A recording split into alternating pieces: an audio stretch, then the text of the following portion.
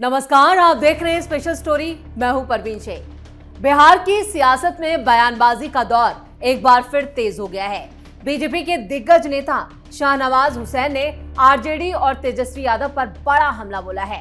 Patna airport पर शाहनवाज ने दावा किया कि आरजेडी अब अपने अंतिम दौर में पहुंच चुकी है और पार्टी के अंदर ही घमासान मचा है। उन्होंने लालू प्रसाद यादव को आरजेडी खत्म करने तक की सलाह दे डाली। शाहनवाज हुसैन के इस बयान ने बिहार की सियासत में नई बहस छेड़ दी है। सवाल यह है, क्या वाकई आरजेडी का एम वाई समीकरण कमजोर पड़ चुका है या फिर बीजेपी का यह सिर्फ राजनीतिक वार है? इस सवाल का जवाब हम देंगे अपने इस स्पेशल स्टोरी में।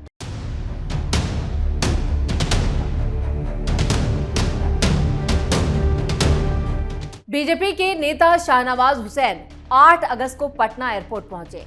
पटना एयरपोर्ट पर उन्होंने आरजेडी और तेजस्वी यादव को लेकर कई बड़े दावे किए। उन्होंने लालू यादव को सलाह तक दे डाली कि वो अब आरजेडी को खत्म कर दे। आरजेडी अब आखिरी सांस ले रही है और सभी कार्यकर्ता एक दूसरे के साथ गाली गलौज पर उतर आए हैं, यानी पार्टी के अंदर मारधाड़ मची है। उन्होंने आगे कहा, लालू जी को आरजेडी को खत्म कर देना चाहिए। आरजेडी की हालत ये हो गई है कि पार्टी के लोग एक दूसरे को गाली गलौज कर रहे हैं। ये पार्टी अपनी आखिरी सांसें ले रही है। एम वाई समीकरण भी टूट गया है। तेजस्वी यादव का भी यहाँ मन नहीं लग रहा है, इसलिए जो काम अच्छा ना लगे नहीं करना चाहिए। आरजेडी वीरचंद मार्ग के ऑफिस से लालू यादव के घर तक सीमित हो गई है।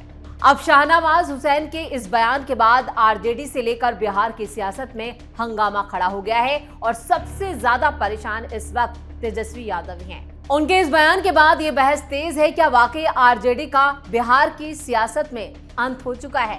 बिहार की राजनीति में राष्ट्रीय जनता दल यानी आरजेडी एक ऐसी पार्टी रही है जिसने करीब 3 दशक तक राज्य की सत्ता और विपक्ष की राजनीति को गहराई से प्रभावित किया।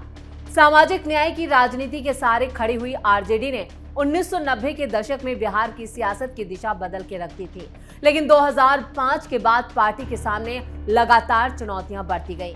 कभी बिहार की सबसे मजबूत राजनीतिक ताकत माने जाने वाली आरजेडी को सत्ता से बाहर होने के बाद लंबा संघर्ष करना पड़ा। 2020 विधानसभा चुनाव में पार्टी ने जबरदस्त वापसी के संकेत दिए, लेकिन 2025 विधानसभा चुनाव के झटके ने एक बार फिर उसके राजनीतिक भविष्य को लेकर सवाल खड़े कर दिए। सवाल यही है कि आखिर आरजेडी कहां चूक गई? क्या पार्टी सिर्फ अपने पारंपरिक वोट बैंक पर निर्भर रह गई? क्या नई पीढ़ी के नेतृत्व को जनता तक पहुंचाने में कमी रह गई या फिर बदलते बिहार की आकांक्षाओं को समझने में पार्टी पिछड़ गई? 2005 सत्ता से बाहर होने की शुरुआत। साल 2005 बिहार की राजनीति में बड़ा मोड़ लेकर आया। करीब 15 साल तक सत्ता में रहने वाली आरजेडी को पहली बार बड़ा राजनीतिक झटका लगा। लालू प्रसाद यादव के नेतृत्व में पार्टी ने सामाजिक न्याय और पिछड़े वर्गों की राजनीति को केंद्र में रखकर अपनी मजबूत पकड़ बनाई थी, लेकिन वक्त के साथ आरजेडी सरकार पर कानून व्यवस्था, विकास की कमी और प्रशासनिक कमजोरी के आरोप लगने लगे। विपक्ष ने इसे जंगल राज के मुद्दे के तौर पर जनता के बीच उठाया। यही वो दौर था जब बिहार की राजनीति में बदलाव की मांग तेज हो गई। 2005 के विधानसभा चुनाव में जनता ने आरजेडी को सत्ता से बाहर कर दिया और नीतीश कुमार के नेतृत्व में नई राजनीतिक व्यवस्था की शुरुआत हुई।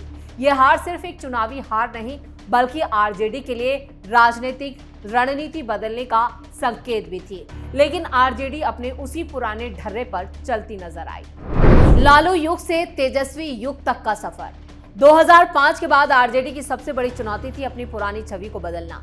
पार्टी के सामने सवाल था, क्या ये सिर्फ सामाजिक समीकरणों के भरोसे राजनीति कर सकती है या उसे विकास और सुशासन के मुद्दे पर भी खुद को मजबूत करना होगा। इसी दौरान लालू यादव की राजनीति का केंद्र धीरे धीरे तेजस्वी यादव की ओर और तेज प्रताप यादव की नई पीढ़ी की ओर बढ़ा। तेजस्वी यादव ने खुद को युवा नेता के तौर पर स्थापित करने की कोशिश की। 2015 में आरजेडी ने जनता दल यूनाइटेड और कांग्रेस के साथ महागठबंधन बनाया। इस गठबंधन ने बीजेपी को चुनौती दी और चुनाव में बड़ी सफलता भी हासिल की। आरजेडी सबसे बड़ी पार्टी बनकर उभरी, लेकिन सत्ता की साझेदारी ज्यादा वक्त तक नहीं चल पाई। 2017 में नीतीश कुमार ने महागठबंधन से अलग होकर बीजेपी के साथ सरकार बना ली और इस घटना ने आरजेडी को बड़ा राजनीतिक झटका दिया। हालांकि इसके बाद तेजस्वी यादव ने विपक्ष के नेता के रूप में अपनी सक्रियता बढ़ाई। 2020 तेजस्वी यादव की शानदार वापसी। 2020 का विधानसभा चुनाव आरजेडी के लिए उम्मीदों से भरा रहा। तेजस्वी यादव ने बेरोजगारी, रोजगार और युवाओं के मुद्दे को चुनावी केंद्र बनाया। 10 लाख नौकरी का वादा चुनावी अभियान का सबसे बड़ा मुद्दा बना। तेजस्वी की रैलियों में युवाओं की भीड़ बहुत ज्यादा दिखाई दी। कई राजनीतिक विश्लेषकों ने इसे आरजेडी की नई शुरुआत के तौर पर देखा। चुनाव नतीजों में आरजेडी सबसे बड़ी पार्टी भी बनी। हालांकि एनडीए गठबंधन ने सरकार बना ली और तेजस्वी यादव मुख्यमंत्री बनने से चूक गए। इसके बावजूद 2020 ने यह साबित कर दिया कि आरजेडी बिहार की राजनीति में अभी भी बड़ी ताकत है। तेजस्वी यादव ने लालू यादव की छाया से बाहर निकलकर अपनी अलग पहचान बनाने की कोशिश की, लेकिन वो यहां पर भी चूक गए। एम वाइज समीकरण, ताकत भी चुनौती भी। आरजेडी की राजनीति लंबे वक्त तक मुस्लिम यादव यानी एम वाइज समीकरण पर आधारित रही। ये समीकरण पार्टी की सबसे बड़ी ताकत रहा, लेकिन वक्त के साथ पार्टी की सामाजिक और राजनीतिक परिस्थितियां बदलती गईं। पिछड़े वर्गों के भीतर भी नए राजनीतिक विकल्प उभरने लगे। गैर यादव, पिछड़ी जातियों और अति पिछड़ा वर्ग की राजनीति ने चुनावी समीकरणों को प्रभावित किया। बीजेपी और जेडीयू ने भी इन वर्गों में अपनी पकड़ मजबूत करने की कोशिश की। यही वजह रही कि आरजेडी के सामने चुनौती सिर्फ अपने पारंपरिक वोट बैंक को बचाने की नहीं, बल्कि नए सामाजिक समूहों को जोड़ने की भी रही।